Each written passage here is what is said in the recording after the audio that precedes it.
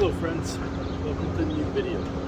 Today I'm showing you our brand new 2023 Golf R. I bought it with 2,000 miles about 10 days ago. So let's get back into it, and welcome to the Vduber.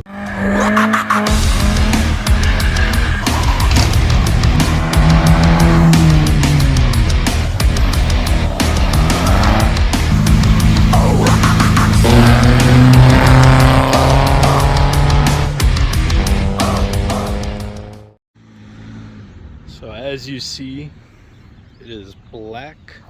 It is a 6-speed manual. So I'm just kind of going around, holding a tripod in one hand. Check that out. So I'm gonna show you around a little bit. So not a lot of space in here. I got rid of my Honda and got this instead. I was looking at getting a GTI, but I fell in love with the R. Let's check this out. So, excuse the noise, I'm on the side of the road here. But check this out. A lot of space in the back, ambient lighting all around. You can only see the back. Back here. I mean, the thing's awesome. So, what I want to do is kind of go through why I got it, how much I spent, and what cool features it has that some of the competition doesn't. Alright, so let's hop in. Mind the dirtiness too. Alright. So I'm going to try to place you in my field of view, kind of, right? So it's a 6-speed. Check this out.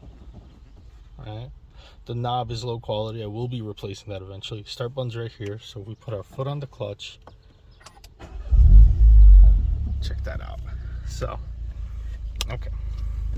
Let's turn the wheel. Actually, it's this way. That helps you a lot. So something a lot of you might be questioning is the haptic buttons here. You get used to them pretty quick. So I'm going to shut the windows. Alright. So, really where I want to start off is probably going to be the infotainment. So let me put you right here in the seat. Okay.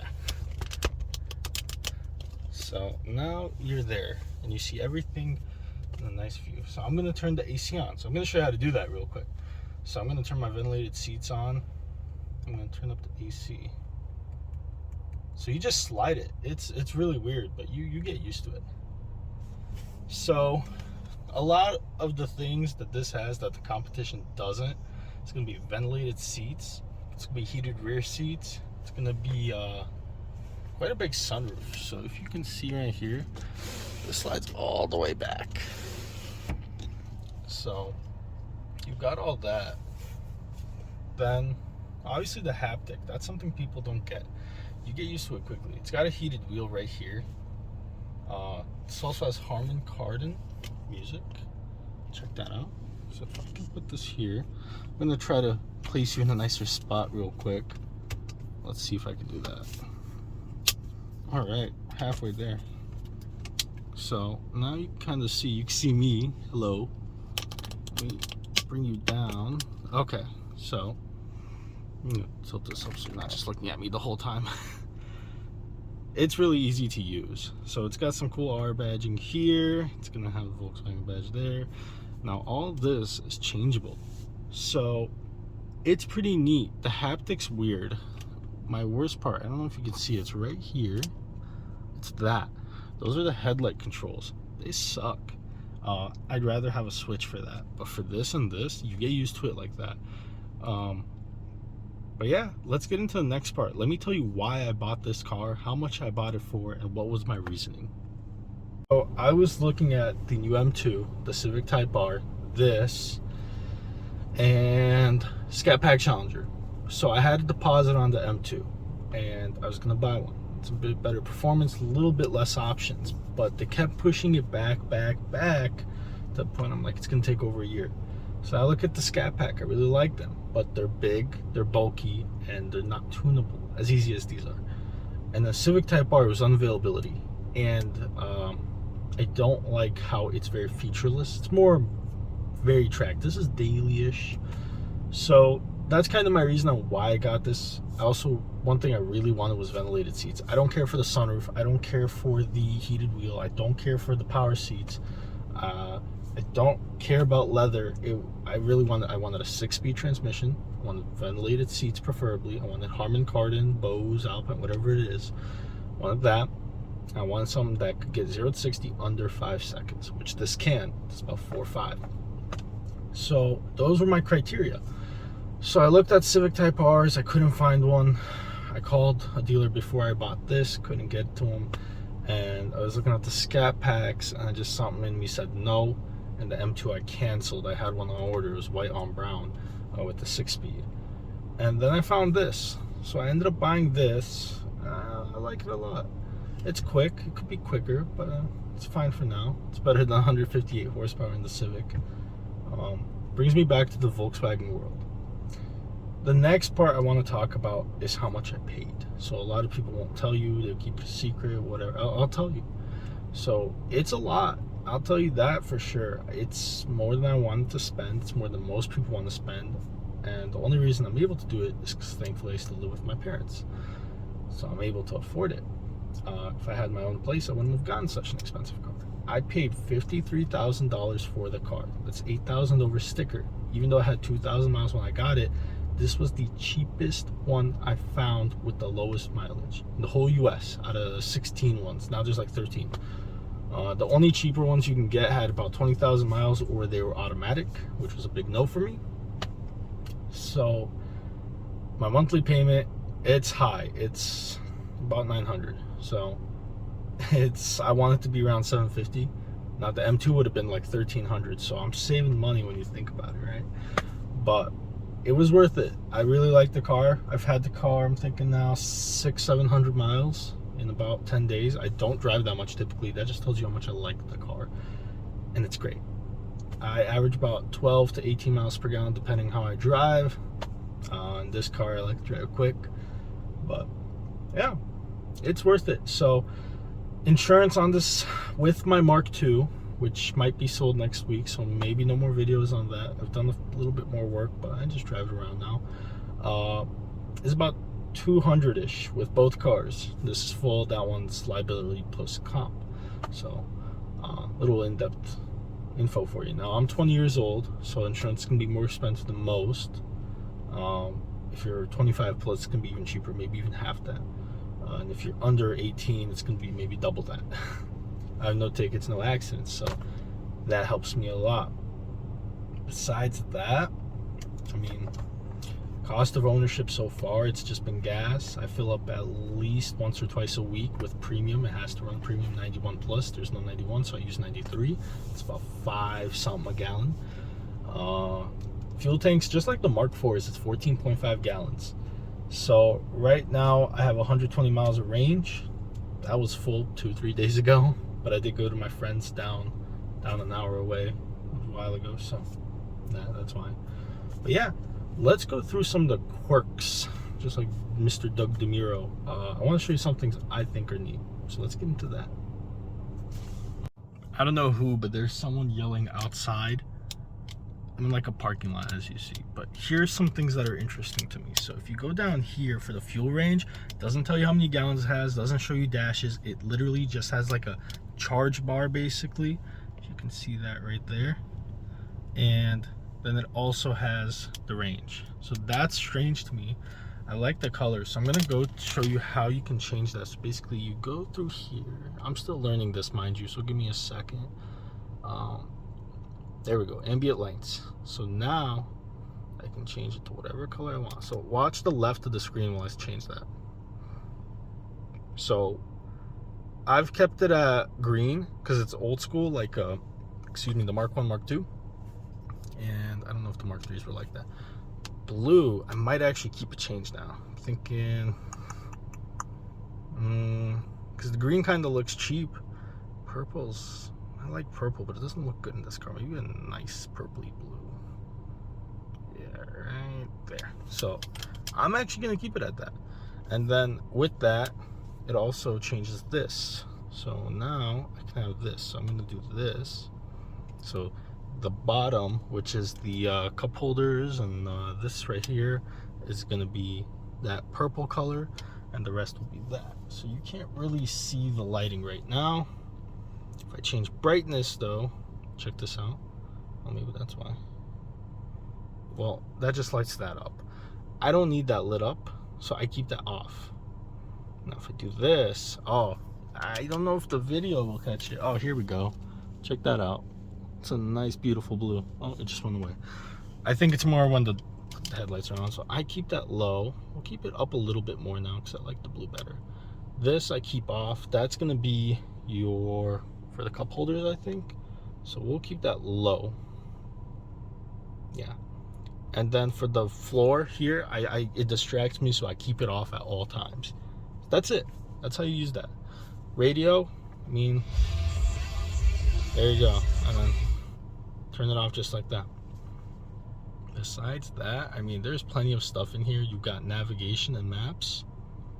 You've got, there you go, 9 miles per gallon right now. So we're gonna go for a drive in a little bit, and you'll see why I get 9 miles per gallon. I'm actually loving this blue better than the green now, so it's way cooler. But oh, check this out. If you click the hazards, it actually lights up with it. I don't think I've ever had a car that does that. So yeah, that's pretty neat if you ask me.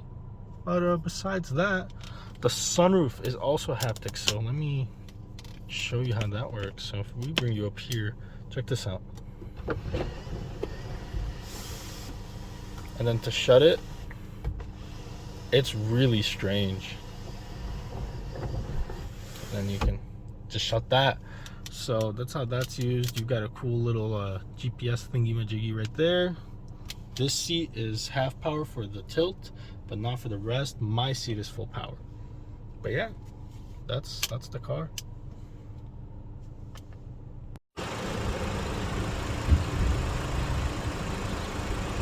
So there we are. That's my interior review of the car. Obviously, we're gonna go for a quick drive. But yeah, I'll be taking off from here. So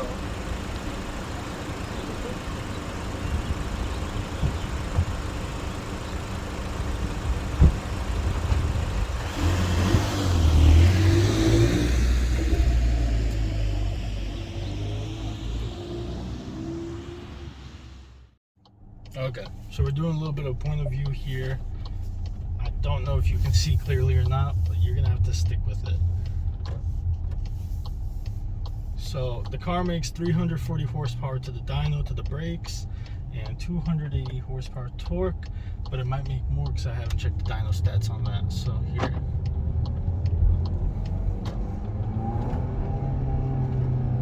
let me put it in custom. Watch this. I don't know if you heard that. I'm gonna shift down to second. Yeah, it's a stock exhaust. It's valved. Alright. I gotta hold on to you because you're slipping away from me. Otherwise I'd shift into third. That's okay, we're at a stop in a little bit. You just gotta tap the gas. It does it sometimes, it doesn't sometimes. It really depends. Oh, he almost fell over. There we go. So now I'm gonna pop it in first. I'm not gonna do any launches because not only do I not know how to in this car, there's little kids everywhere, so that doesn't help. But here, I'm gonna do a quick little pull. That's just enough to kind of get the grasp without me doing any felonies out here. So it's a quick and fun car. But besides that, it's neat. It's real cool. Now we're in third at 25 miles per hour, around 2,000 RPMs. I mean, it's not bad. The gearing is different than the GTI. I was doing a little bit of fun with the GTI, and he was stock. It was a Canadian Mark 7 GTI. Nothing done. Slipping clutch in the manual. We did a roll. No digs, as I told you, I don't know how to do everything on this. and he won. Well, we kept it tied, and then a stage 1 GTI absolutely beat me. So these are really meant for the track, not for street racing or drag strip racing, let's call it that. Now, does that mean they're slow? No. Does that mean they're fast? No. These are great daily drivers, and they can give you a lot of fun without having to ask for much. A lot of them just need a stage 1 tune. If you have a DSG, that'll be easy. But if you've got the manual, you're gonna have to get a clutch, and clutches aren't cheap. It's about $1,600 plus labor. It ends up being almost $3,000-$4,000 for a clutch job, and that's a nice South Bend clutch. So I'm thinking your best bet is get a DSG if you really want the fast car. But if you want engagement, driver engagement, like I do, you go for the 6-speed. See, I'm still learning it. I'm no pro here. Honda, I got to a dime. I don't know if you hear that. I sure do. My neighbors sure do. Oh yeah. So here we go. Fun fact about these, at idle, they will misfire. Just a little bit, but apparently they're known to do that. The engine code, I searched this up, is an EA888 with what's called, it's an Evo 4 motor. It's turbocharged. It's got a trans cooler. I didn't know any of this. I found out like a few days ago. It weighs 3,400 pounds. But yeah, that's about it. So here, I'm gonna pull in and we'll talk later. So yeah, that's about it. Pulled in home in just a little bit. Well, I did. So here's how this all looks once more. This is the review camera. It's garbage compared to Honda, Mazda, who else? I mean, plenty of places make more. Toyota makes a better one. Volkswagen's isn't that good. And that little noise you just heard, if you did, is shutting. So it's neat. Also, when you roll the car back, even if it's in neutral first, whatever, it will pop up the camera if it feels that it's rolling back. Besides that, that's about all I got to show you. I'm a little close. Thank you for watching this video. If you got suggestions, you let me know. And thank you for watching the Vduber. Look at my little car though. Isn't it cool? Maybe I'll sell it, I don't know. Looks so good. Yes. Goodbye.